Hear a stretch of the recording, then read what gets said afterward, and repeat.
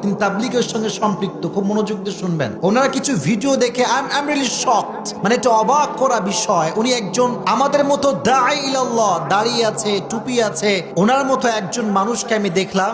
উনি নর্তকীদের নাচ গান যেখানে হয়, মদের বার, নাচের বার, সেখানেও ইসলামের সুমহান বাণী নিয়ে পৌঁছে গিয়েছে। সুবহানাল্লাহ আসতে পড়লেন যে, দাড়িও আছে, টুপিও মাথায় আছে, সোজা নারীদের নর্তকীদের নাচের যে আড্ডাখানা সেখানে ঢুকে গিয়েছে।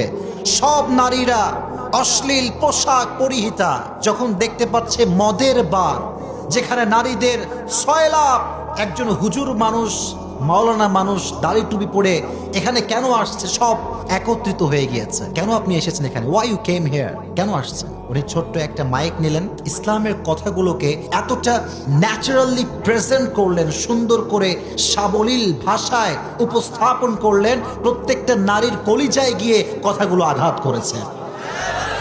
এত সুন্দর করে বুঝিয়েছে যে নারীগুলো পতিতা, যে নারীগুলো নেচে বেড়ায়, গেয়ে বেড়ায়, সবাই তাদেরকে দূর দূর করে দাঁড়িয়ে দেয় যে তুই তো গুনাহগার বান্দি, এদেরকেও ইসলামের কথা পৌঁছে দেওয়ার দরকার আছে না নাই?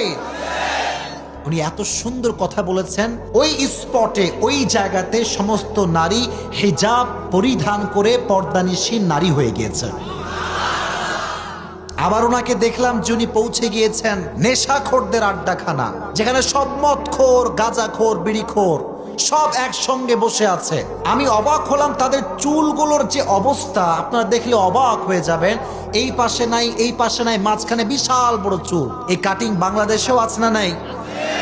পুরো লুকটাই চেঞ্জ করে ফেলে। আল্লাহ যে চেহারা তোমাকে দিয়েছে এটা হচ্ছে সবচাইতে সুন্দর চেহারা। সুবহানাল্লাহ পড়লেন না?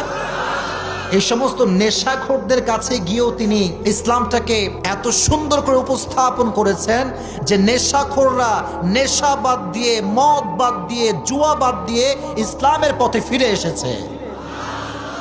মাশাআল্লাহ। এই জন্য আমরা তো বলি ভাই, পৃথিবীর যেই প্রান্তে হোক ইসলামের কথাগুলো পৌঁছে দেওয়ার যে দরকার, এটা আছে না নাই? আর তুমি সবাইকে ইসলামের বাণী প্রচার করার তৌফিক দিও না, আমিন। সবার কাছে পৌঁছে দিবেন। ইসলাম কখনো কারো মাঝে বিভেদ করে না। There is no difference between black and white, between upper and lower, between the rich section of the society and the poor section of the society, between the member of the parliament and rickshaw-puller. Everyone is equal, completely equal, 100% equal. There is no difference between them in the day of judgment. ঠিক কিনা বলেন? ইসলামে সাদা কালোর পার্থক্য নাই, ধনী গরিবের পার্থক্য নাই। আল্লাহর কাছে কিয়ামতের কঠিন ময়দানে প্রধানমন্ত্রী এবং রিকশা চালকের কোনো পার্থক্য আল্লাহর কাছে নাই। ইন্না আকরামাকুম ইনদাল্লাহি আতকাকুম। সেদিন সবচেয়ে দামি ব্যক্তি হবে সেই ব্যক্তি যাদের হৃদয়ে ভয় আছে একজনের, তিনি কে?